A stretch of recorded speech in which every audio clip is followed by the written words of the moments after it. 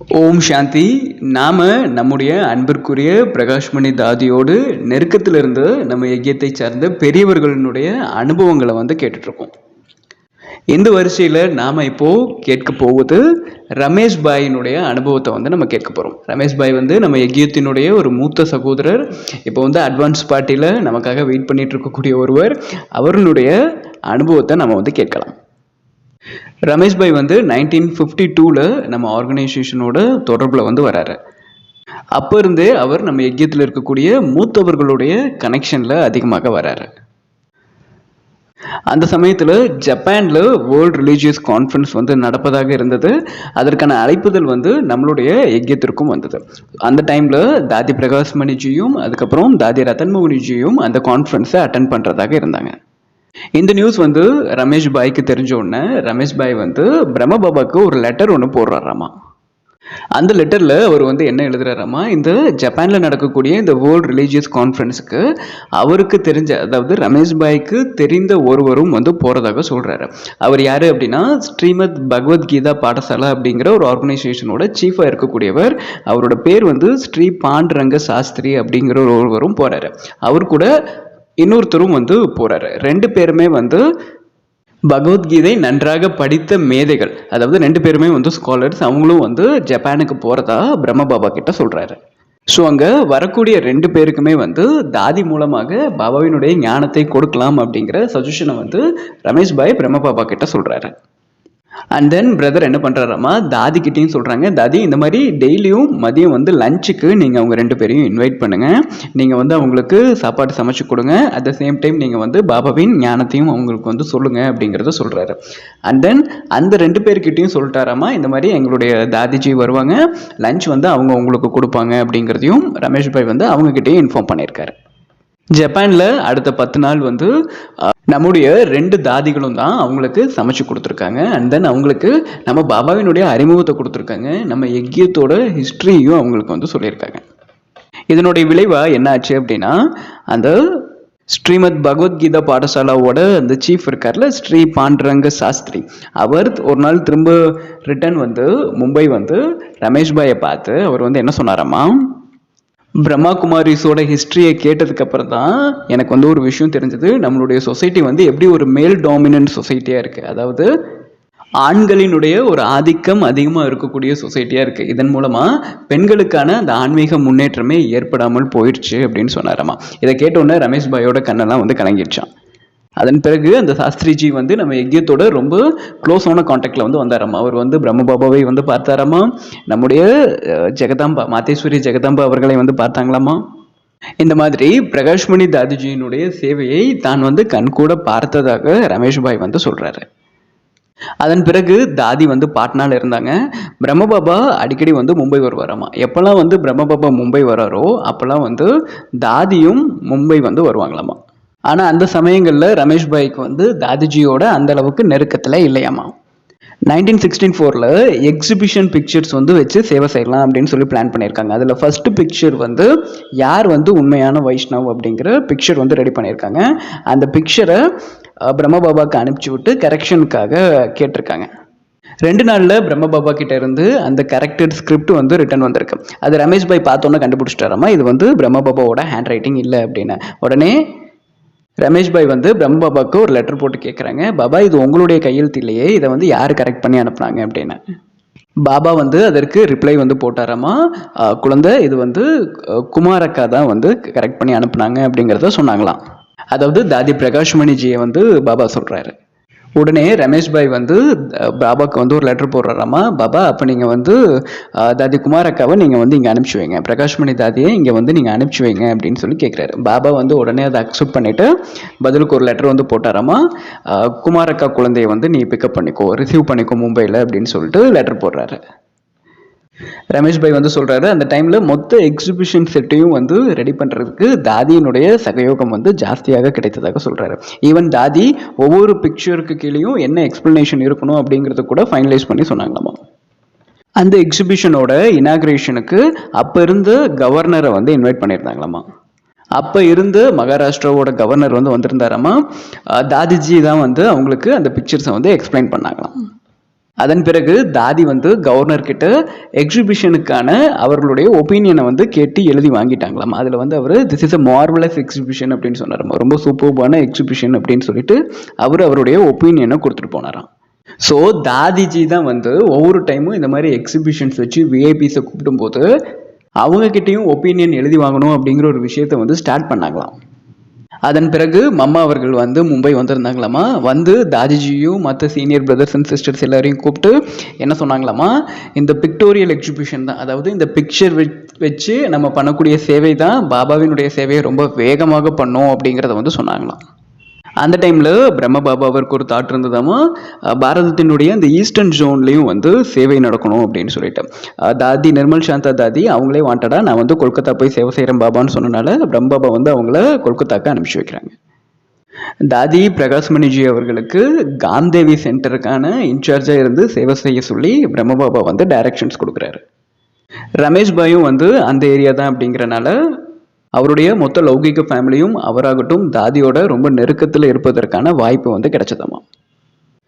So அந்த காம்தேவி centre வந்து அந்த இடத்துல ஒரு மேன்ஷனில் தான் இருந்ததாமா. அந்த மேன்ஷனோட பேர் வந்து வார்லு மேன்ஷன். அந்த இடத்துல தான் வந்து சென்டர் இருந்ததான். ஆனால் தாதிக்கு இந்த இடத்துல இருந்து வேற ஒரு இடத்துக்கு மாற்றணும் அப்படிங்கிற ஒரு தாட் இருந்ததாமா. ஸோ அதற்காக ஒரு நல்ல இடம் வந்து பார்த்துட்டு இருந்தாங்களாம்.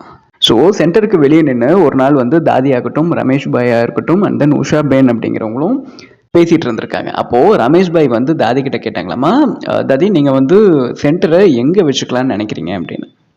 தாதி வந்து புதுசாக கன்ஸ்ட்ரக்ட் பண்ண ஒரு பில்டிங் ஒன்று காமிச்சாங்களாமா. காமிச்சு இந்த இடத்துல பாபாவோட சென்டர் இருந்தது அப்படின்னா சேவை வந்து நல்லபடியாக நடக்கும் அப்படிங்கிறத சொன்னாங்களாம்.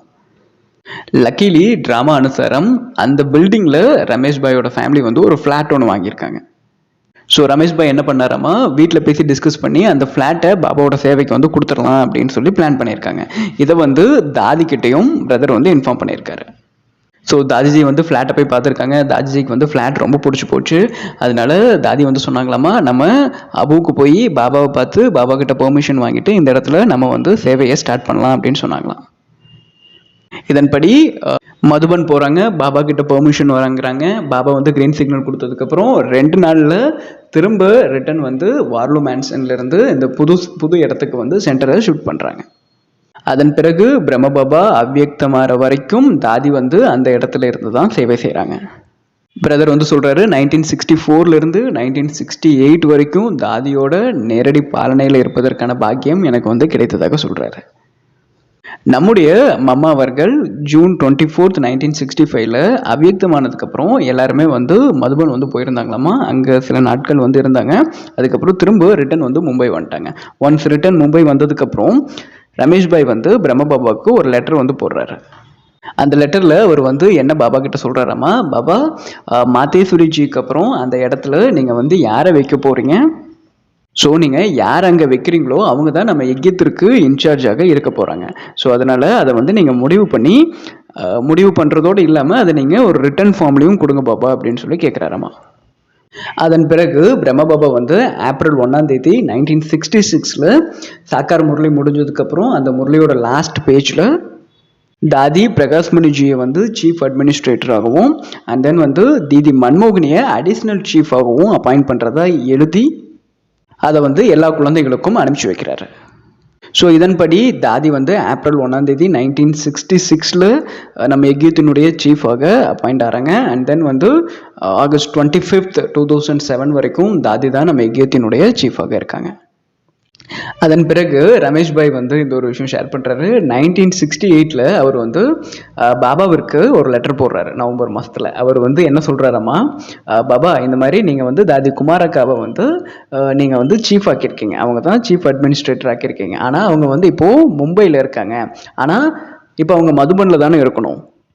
அங்கே இருந்தால் தானே யஜ்யத்தில் நடக்கக்கூடிய விஷயங்கள் எல்லாம் அவங்களுக்கு வந்து எக்ஸ்பீரியன்ஸ் கிடைக்கும் அப்படின்னு சொல்லி பாபாவிற்கு ஒரு லெட்டர் ஒன்று போடுறாரு.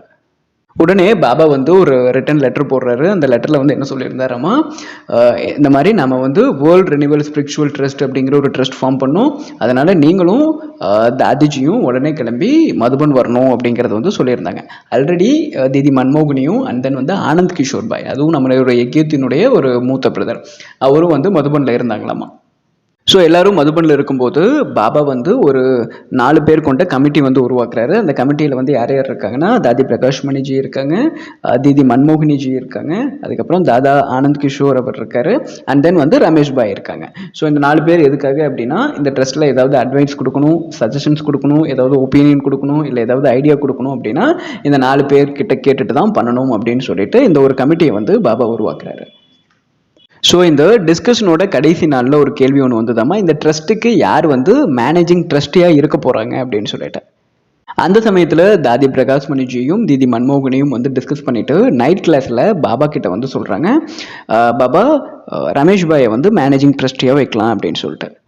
ரமேஷ் பாய் வந்து என்ன சொன்னாராமா, ஐயோ என்னால் இது முடியாது, ஏன்னா எனக்கு வந்து இதில் எந்த ஒரு எக்ஸ்பீரியன்ஸும் கிடையாது அப்படிங்கிறது வந்து சொன்னாராமா. ஆனால் தாதி வந்து சொன்னாங்களாமா, ரமேஷ் பாய் இதை வந்து நீங்கள் பண்ணுங்கள், இதை வந்து நீங்கள் பார்த்துக்கோங்க, தாதி வந்து உங்களுக்கு எல்லா ஹெல்ப்பும் பண்ணுவாங்க அப்படின்னு சொன்னாங்களாம். தாதி வந்து என்ன சொன்னாங்களோ அதே மாதிரி அந்த ட்ரஸ்ட்டில் என்னென்ன வேலைகள் இருக்கோ அனைத்தையும் செய்வதற்கு தாதி வந்து ஹெல்ப் பண்ணாங்களாமா. ஸோ இதெல்லாம் வந்து எப்போ நடக்குது அப்படின்னா டிசம்பர் 1968 நடக்குது. ஸோ பாபா வந்து என்ன பண்ணாராமா, எல்லாத்தையும் திரும்ப அனுப்பிச்சி வச்சுட்டு தாதியை மதுபன்லேயே வச்சுக்கிட்டாராமா. 1968 டிசம்பர்லேருந்து 18 ஜான்வரி 1969, அதாவது பாபா அவ்வியக்தமாகிற வரைக்கும் தாதி வந்து அங்கே தான் இருக்காங்க. யஜ்யத்தை அடுத்து வந்து எப்படி எடுத்துகிட்டு போகணும் அப்படிங்கிற எல்லா ட்ரைனிங்கையும் பாபா வந்து அந்த டைமில் தான் வந்து தாதிஜிக்கு கொடுக்குறாங்க. ரமேஷ் பாய் வந்து சொல்கிறாரு, அப்பப்போ நானும் அந்த இடத்துக்கு போய் பாபாவுடைய டீச்சிங்ஸை நானும் கொஞ்சம் டேஸ்ட் பண்ணிப்பேன், அதாவது பாபாவோட டீச்சிங்ஸை நானும் கொஞ்சம் கேட்டுப்பேன் அப்படிங்கிறத சொல்கிறாராமா. அதன் பிறகு 1969 ஜான்வரி 16 அப்போ, அதாவது பாபா அவ்வியக்தமாகிறதுக்கு 2 நாளைக்கு முன்னாடி ரமேஷ் பாய் வந்து அகமதாபாத் வந்து போகிறாரு.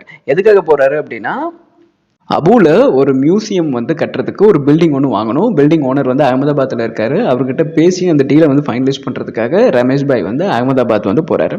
கிட்டத்தட்ட 95% வந்து அந்த ஓனர் வந்து ஓகே சொல்லிட்டாராமா. 17th ஜான்வரி வந்து பாபாவுக்கு வந்து கால் பண்ணுறாரு. கால் பண்ணி இந்த பில்டிங் ஒர்க்கில் என்னென்னலாம் நடந்திருக்கு அந்த ஓனர் வந்து ஃபைனலைஸ் பண்ணிட்டாரு, எல்லா விஷயத்தையும் வந்து பாபா கிட்ட ஷேர் பண்ணுறாங்க. ஷேர் பண்ணி முடிச்சதுக்கப்புறம் ரமேஷ் பாய் வந்து பாபா கிட்ட கேட்குறாரு, பாபா இப்போ நான் என்ன பண்ணுறது, ரிட்டன் மதுபன் வர்றதா இல்லைன்னா இருந்துட்டு இன்னொரு இடத்துல வந்து அங்கே எக்ஸிபிஷன் நடந்துட்டுருக்கு, ஸோ அங்கே சேவை நடக்கிற இடத்துக்கு நான் வந்து போகட்டுமா அப்படின்னு சொல்லி பிரம்ம பாபா கிட்ட ரமேஷ் பாய் வந்து கேட்குறாரு. பிரம்ம பாபாவுக்கு வந்து என்ன சொன்னாராமா, இல்லை நீ இங்கே வரவேனா, நீங்கள் வந்து சேவைக்கு போயிருங்க, எங்க எக்ஸிபிஷன்ஸ் நடந்துட்டு இருக்கோ அந்த சேவைக்கு வந்து நீங்க போயிருங்க அப்படின்னு சொல்லி பாபா சொல்றாராமா. உடனே தாதி வந்து என்ன பண்ணாங்களாமா, பாபா கிட்ட இருந்து போனை வாங்கி, பாபா கொஞ்சம் போனை கொடுங்க அப்படின்னு கேட்டு ரமேஷ் பாய் கிட்ட, ரமேஷ் பாய் நீங்க அங்க போக வேணாம், நீங்க கிளம்பி மதுபன் வந்துருங்க அப்படின்னு சொல்லியிருக்காங்க. ஸோ தாதிக்கு வந்து அப்போ தெரிஞ்சிருக்கும் போல பாபாவோட ஹெல்த் கண்டிஷன் வந்து கொஞ்சம் சரியில்லை அப்படிங்கிறனால. ஸோ அங்கிருந்து ரமேஷ் பாய் வந்து ட்ரெயின் ஏறுறாரு. அவர் எப்போ வந்து சேருவார் அப்படின்னா 18 ஜான்வரி நைட்டு 11 மணிக்கு தான் அவர் வந்து சேர்ற மாதிரி இருந்தது. லேட்டர் அவர் வந்து ட்ரெயினில் வந்துட்டு இருக்கும்போது தாதிஜி கிட்ட இருந்து முதல் தகவல் வந்து ரமேஷ் பாய்க்கு வருது, பாபா வந்து அவ்வியக்தமாயிட்டாரு அப்படின்னு. ஸோ ரமேஷ் பாய் வந்து பாண்டவ் பவன் ரீச் ஆன டைமில் தாதிஜியாக இருக்கட்டும், சாந்திரி தாதியாக இருக்கட்டும், அந்த நிஷு தாதியும் வந்து ரமேஷ் பாய்க்காக வெயிட் பண்ணிட்டு இருந்தாங்களாமா. 3 பேரும் வந்து பாபா ரூமுக்கு வந்து அவர் அழைச்சிட்டு போனாங்களாமா. அவர் போய் பிரம்மபாபாவோட சரீரத்துக்கு முன்னாடி கொஞ்ச நேரம் சைலன்ஸில் வந்து இருந்தாராமா. தாதிஜி வந்து பாபாவுக்கு அந்த ஃபைனல் ரைட்ஸ் பண்ணுவாங்கள்ல, அந்த இறுதி சடங்கு, அதெல்லாம் செய்வதற்கான பொறுப்பு வந்து ரமேஷ் பாய் கிட்ட தான் வந்து கொடுத்தாங்களாமா. ஸோ ரமேஷ் பாய் தான் வந்து அது எல்லாமே செய்கிறாரு. ஆனால் என்னன்னா அவருக்கு ஒரே ஒரு கன்ஃபியூஷன், கடைசியில் அந்த பாபாவினுடைய சரீரத்தை எரிப்பதை வந்து யார் பண்ணுவாங்க அப்படின்னு. ஏன்னா மொத்த பிராமண பரிவாரமும் அந்த இடத்துல தான் இருக்குது, பாபாவினுடைய லௌகிக ஃபேமிலியும் கூட அந்த இடத்துல தான் இருக்குது. ஸோ அந்த சமயத்தில் டிரான்ஸ் மெசஞ்சர் வந்து போகிறாங்க, பாபா கிட்ட கேட்குறாங்க, பாபாவினுடைய உடலுக்கு அந்த இறுதி சடங்கு யார் வந்து பண்ணுவாங்க அப்படின்ட்டு. பாபா வந்து அதற்கு என்ன டைரக்ஷன்ஸ் வந்து கொடுக்குறாராமா, பிரகாஷ்மணி தாதி தான் வந்து அதை பண்ணணும் அப்படின்னு சொல்லி பாபா கிட்ட இருந்து டைரக்ஷன் வந்திருக்கு. ஸோ அந்த ஃபைனல் ரைட்ஸை வந்து பிரகாஷ்மணி தாதி தான் பண்ணியிருக்காங்க. ரமேஷ் பாய் வந்து தாதியை பற்றி சொல்லியிருக்கக்கூடிய எக்ஸ்பீரியன்ஸ் வந்து ரொம்ப பெருசாக இருக்குது. ஸோ அதனால் இன்னொரு பாட்டை நம்ம வந்து அடுத்த வீடியோவில் நம்ம வந்து பார்க்கலாம். நன்றி. ஓம் சாந்தி.